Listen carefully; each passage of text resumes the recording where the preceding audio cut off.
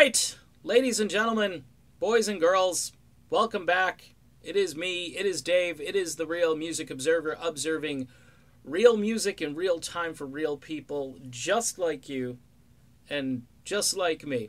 All right, so I didn't really want to make another video today, but I noticed that Neal Schon was a little upset over on Twitter as he got wind of an article from Ultimate Classic Rock, which I believe I may have tipped Neal off to, just in case you're thinking I don't have any kind of input.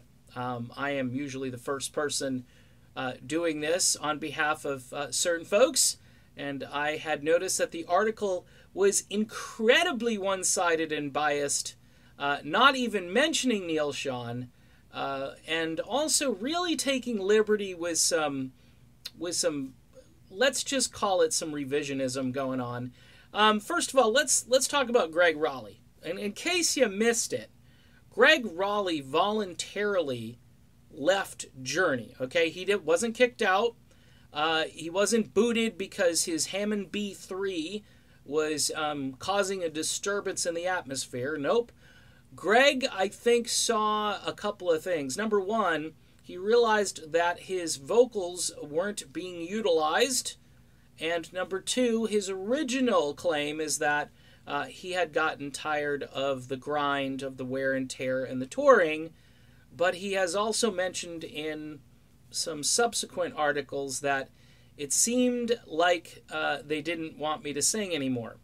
So that's a shame, because the blend between Steve Perry and Gregg Rolie is really a legendary thing. I know it only happens on a couple of songs, but those two songs, I mean, it happens in other places on those albums, but the two songs that are really well known are Feeling That Way, Anytime, and Just the Same Way. But those are a couple of brilliant rock and roll songs, and the contrast, the vocal contrast, is just, it's fantastic. Now, the article talks about how, things just, turned a corner. It goes back to interviews from 2012. By the way, this is in advance of a Journey live set that is being released through, I guess, Journey Official and the usual channels, maybe Sony. I don't know who's actually doing it. But this is a compilation of, I believe, live material from 2017. And it's being billed as Escape and Frontiers Live. Look, folks, yeah, those are fantastic albums.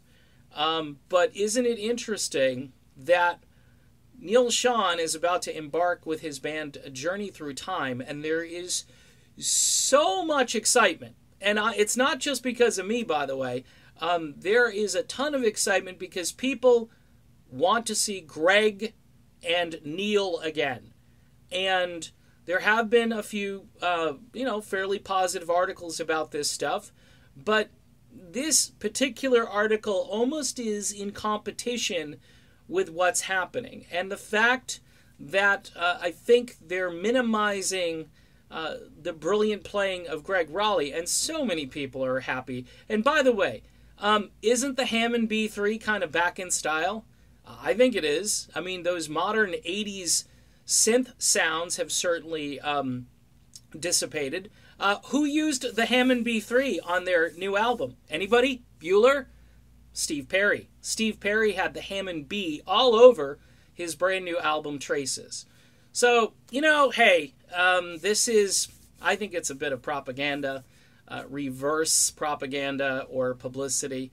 I know this is kind of inside baseball, but check out Neal. He was not too happy over on Twitter and used some very colorful language to show his dismay.